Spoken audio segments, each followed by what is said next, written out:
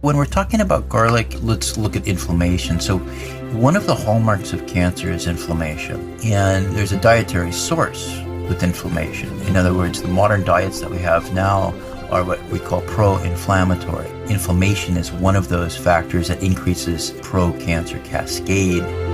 Welcome to Dog Cancer Answers, where we help you help your dog with cancer. Here's your host, James Jacobson. Hello, friends. Today's Q&A topic seems to be on the minds of a lot of dog lovers. The question is, can dogs eat garlic? And by eat, what I mean is garlic safe for dogs, given the conflicting advice found on the internet? Dr. Demian Dressler, one of our regulars, is here to answer that question. And now some of you I know are readers of Dr. Dressler's best-selling book, The Dog Cancer Survival Guide, so you may recognize this topic immediately from chapter 14. And by the way, the book, The Dog Cancer Survival Guide, Full Spectrum Treatments to Optimize Your Dog's Life Quality and Longevity, is the sponsor of today's episode. And so if you don't have a copy yet, you may want to check it out at dogcancerbook.com. Anyway, in the book, there is an entire chapter dedicated to what you should give to a dog with cancer, including Dr. Dressler's recommended supplements, a full recipe for what has become the world-renowned dog cancer diet, and a list of the vitamins and minerals that you should be giving on a daily basis if you're caring for a dog with cancer. And I can tell you, as someone who has a dog with cancer, my beloved Kanga, I can attest to the fact that the dog cancer diet, which can include garlic, as you'll hear, can be a game changer in your dog's cancer journey. So now let's get started with this week's question about giving dogs garlic. Dr. Dressler, thanks for being with us. Today we're going back into the mailbag. We have a lot of questions about food, and today we have a question about garlic. Can dogs eat garlic? There's so much controversial advice online. What are your thoughts about dogs and garlic? So this is one of these questions that I think we have to widen back a little bit and recognize that the dose makes the poison, or the dose makes the medicine.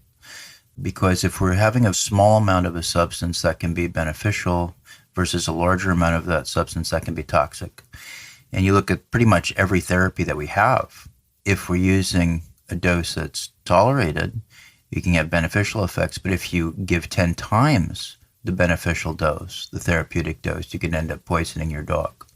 And so the dose makes the poison. So garlic is one of the things like that. If a dog takes a lot of garlic, there is the probability, or possibility, I should say, that not only could you be looking at digestive upset, but also anemia. It's much more common in cats, by the way, but nonetheless, there are some dogs that are sensitive to that, and the garlic has an effect on the red blood cells, and the red blood cells explode at high doses. But garlic is also a therapeutic tool. Yeah, well, let's talk about that. Why would you give garlic to the dogs in the first place? Well, it's got certain substances like allicin that are anti-inflammatory and have some modest anti-cancer effects.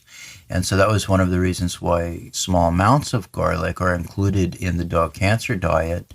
That's in the Dog Cancer Survival Guide and also on the diet download on the dogcancerblog.com. Let's talk a little bit about garlic dosing specifically. What's the dose that you recommend?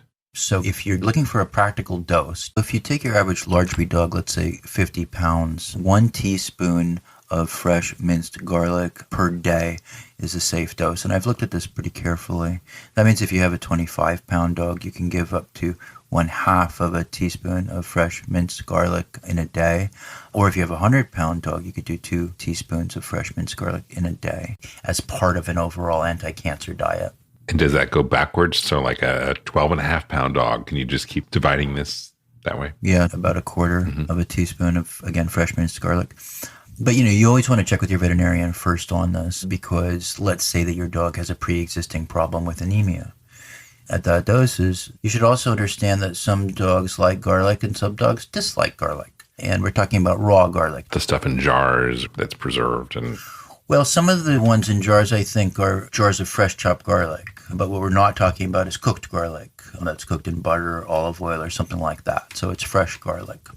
But again, check with your veterinarian on the subject to make sure that your dog doesn't have anemia tendencies or pre-existing anemia tendencies, because that's the problem, that the garlic toxicity can produce, but also make sure that your dog is capable of dietary changes without much of a problem. Discuss it with your veterinarian before you start. Garlic is not expected to cause any issues. But if you have a weakness that it's inherent in the dog manifesting as a low red blood cell count caused by some medical problem, well, you just want to try to avoid those types of things. And the other thing is, if you've got a dog that's got a very sensitive GI tract, like you change foods and the dog vomits or has diarrhea or something, some dogs just don't tolerate new things in their diet generally or across the board. So give garlic under veterinary supervision, keep the doses safe, and if you're in doubt, always do a tolerance test. Start with a very, very, very low dose, lower than the one that I just said, like a quarter of it, say. Do it for a few days. Just make sure that everything is fine. Make sure there's no vomiting or diarrhea or loss of appetite. But do check with your veterinarian first. Okay, so let's explore a little deeper. You said it has some of these anti-inflammatory characteristics. That's why you like it. Right. And so when we're talking about garlic, let's look at inflammation. So one of the hallmarks of cancer is inflammation. There's like 6 basic hallmarks of cancer, but inflammation is a big piece of it. And there's a dietary source with inflammation. In other words, the modern diets that we have now are what we call pro-inflammatory. And these are human diets as well as a lot of the commercial dog foods. The diets do create microscopic inflammation in the body.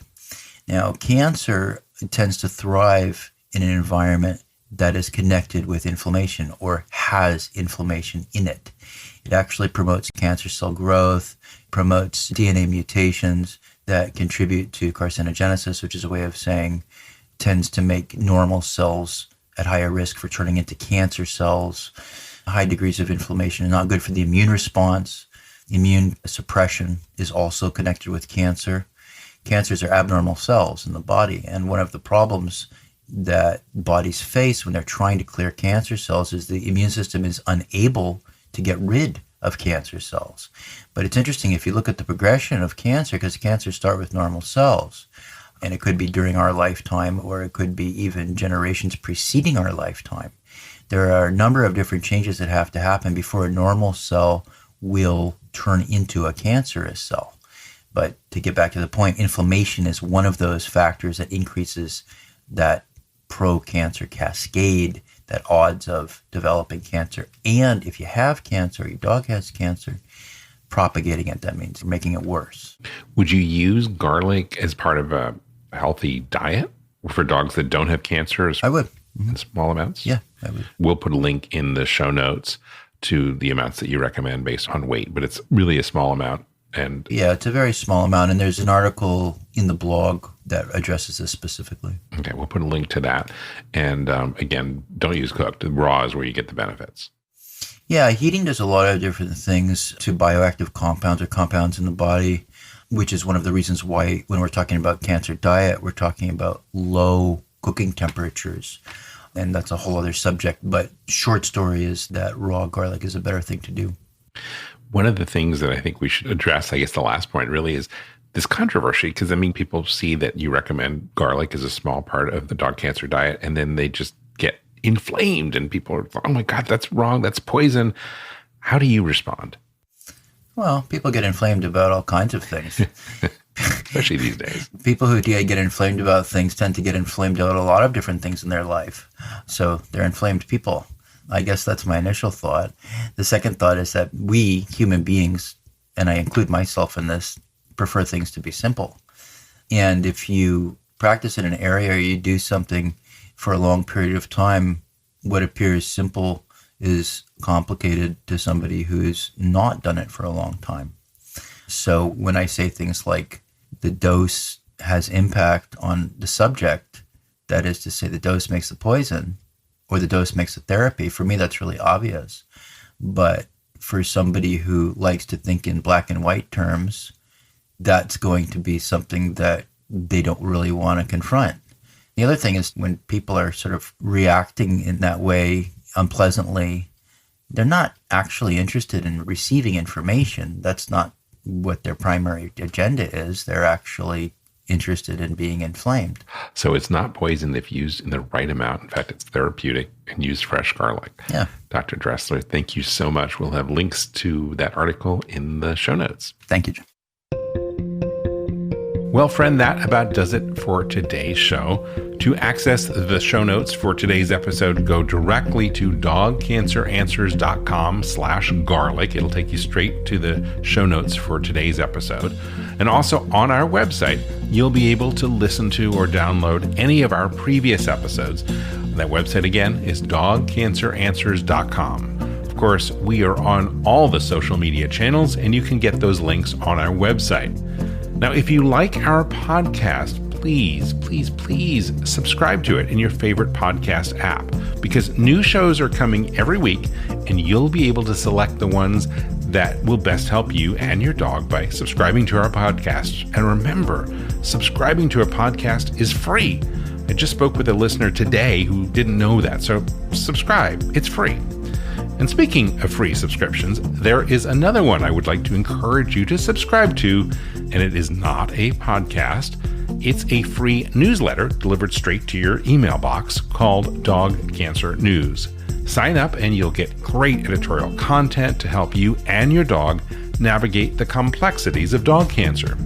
Like what, you're asking? Well, things such as recipes and tips and videos and in-depth articles about new developments in dog cancer.